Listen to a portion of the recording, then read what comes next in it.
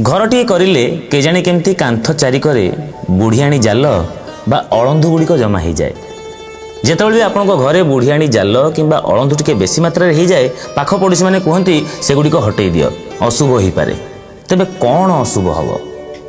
नमस्कार, जय जगन्नाथ। मु आपणकर सनी स्वागत करुच्ची आपणकर अति प्रिय कार्यक्रम जीवन जिज्ञासार आउ एक भावपूर्ण अध्याय को। आज मन भितर अळंधु एवं बुढ़ियाणी जाल को लेकिन गोटे बड़ द्वंद्व सृष्टि होती निहाती भाव में आपण मानकर मध्य थिबो।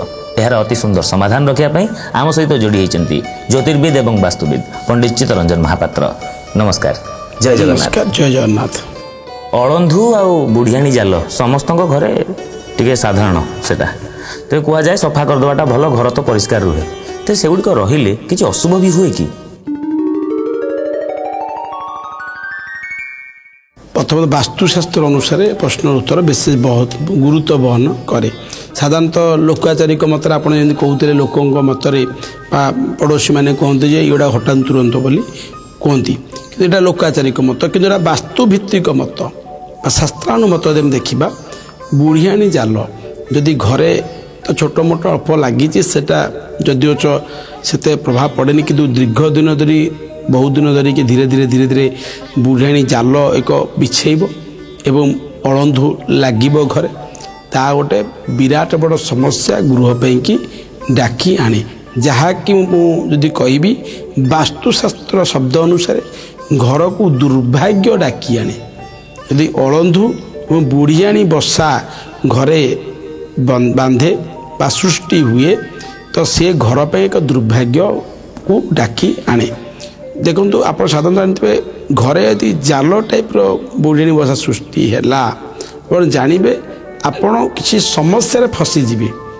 जब सफा न करेंगे से जगह को आपको संकेत मिल जे बहुत दिन लगिकी रहा आप अणदेखा कले तो भविष्य में आप गोटे बहुत बड़ विपद में फसवा चाहते। सेटा आर्थिक दृष्टिकोण को हो बा पारिवारिक दृष्टिकोण हो बा आईनगत कोर्ट कचेरी मामला हो गोटे फसीजे आप तो सेटा आप बाहरी पारे आप रुंधी हो जाल पड़े कौन जहाँ जाल पड़गले एमती भितर छटपट हवा कथा से आप पड़ गोटे छटपट हे तत्सहित कौन रोगाग्रस्त रोग को नहीं छटपट हे से घर भितर तत्सहित कौन से कार्य अग्रसर हेनी आग को बढ़ ना यदि यही प्रकार जिनस सृष्टि है घरे बा आपण दीर्घ दिन धरी रहा तत्सहित घरे सब बेले अलस्वामी देखादेव काम करवा कार्य कर प्रत्येक व्यक्ति विशेष दक्षता बढ़ ना तत्सहित आउ कौन कर पारिवारिक क्षेत्र में अशांति लगी रलह कर अळंधी आ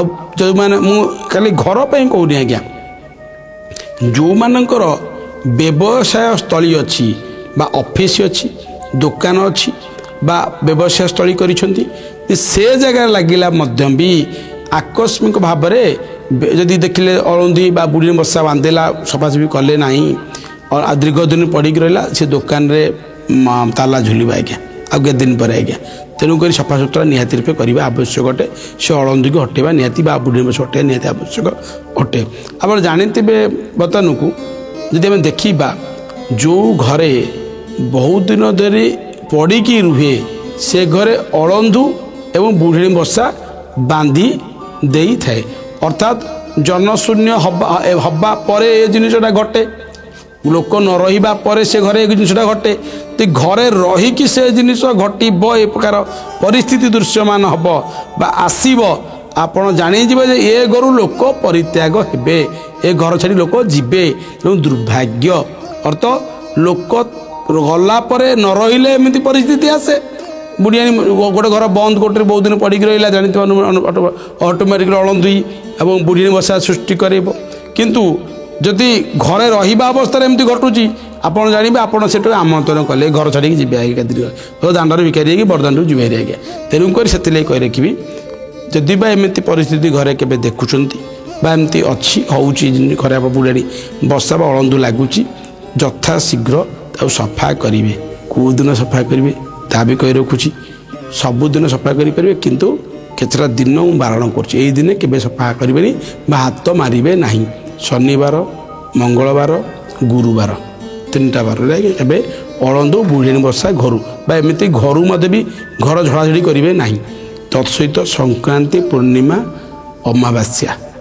ଏଇ 6ଟି ସମୟରେ 3ଟି ଦିନ ଏବଂ 6ଟି ଆଉ ଯେଉଁ 3ଟି ଦିନ କହିଲି ସଂକ୍ରାନ୍ତି, ଅମାବାସ୍ୟା, ପୂର୍ଣ୍ଣିମା, ଏଇ ଦିନମାନଙ୍କରେ କେବେ ବି ଘର ସଫା କରିବେନି, ଝଡ଼ାଝଡ଼ି କରିବେନି। ଘର ଝଡ଼ିବେନି, ପାଣି ଯେଉଁ ପୋଛାପୋଛି ଧୁଆଧୁଇ ଏସବୁ କଥା ମୁଁ କହୁନି ଆଜ୍ଞା। କିନ୍ତୁ ସାଧାରଣତଃ ଭାବରେ ଯେଉଁ ଅଳନ୍ଧୁ ଝଡ଼ାଝଡ଼ି କରିବା ବା ଘର ଝଡ଼ାଝଡ଼ି କରିବା, ଘର ଦ୍ରବ୍ୟ ସବୁ ବେଳେବେଳେ ସଫାସଫି କରନ୍ତି ବା ଅଳନ୍ଧୁ ବୁଢ଼ିଆଣୀ ବସା ସଫାସଫି କରିବା, ଏ କାର୍ଯ୍ୟ କେବେ କରିବେ ନାହିଁ। ଘରେ ବୁଢ଼ିଆଣୀ ଜାଲ ବା ଅଳନ୍ଧୁ ଜମା ହେଇଥିଲେ କ'ଣ କରିବା ଉଚିତ, କ'ଣ ନ କରିବା ଉଚିତ, ସେ ସମ୍ପର୍କ କରିଥିବାରୁ ବହୁତ ବହୁତ ଧନ୍ୟବାଦ। ତେବେ ଆପଣମାନେ ନିହାତି ଭାବରେ ଏବେ ଆପଣଙ୍କ ଘରେ ଜମି ରହିଥିବା ଅଳନ୍ଧୁ ଏବଂ ବୁଢ଼ିଆଣୀ ଜାଲକୁ ଯଦି ସଫା କରିଦେବେ, ତେବେ ନିହାତି ଭାବରେ ଭଲ ଭାଗ୍ୟଟି ଆପଣଙ୍କ ଘର ଅଭିମୁଖେ ଯାତ୍ରା କରିବ। ଜୀବନ ଜିଜ୍ଞାସା କାର୍ଯ୍ୟକ୍ରମରେ ଏମିତି କିଛି ଜିଜ୍ଞାସାମୂଳକ ପ୍ରଶ୍ନ ତାର ଅତି ସୁନ୍ଦର ସମାଧାନ ସହିତ ପୁଣି ଥରେ ଫେରି ଆସିବୁ। ଆଜି ପାଇଁ ଏତିକି, ରହିଲୁ, ନମସ୍କାର।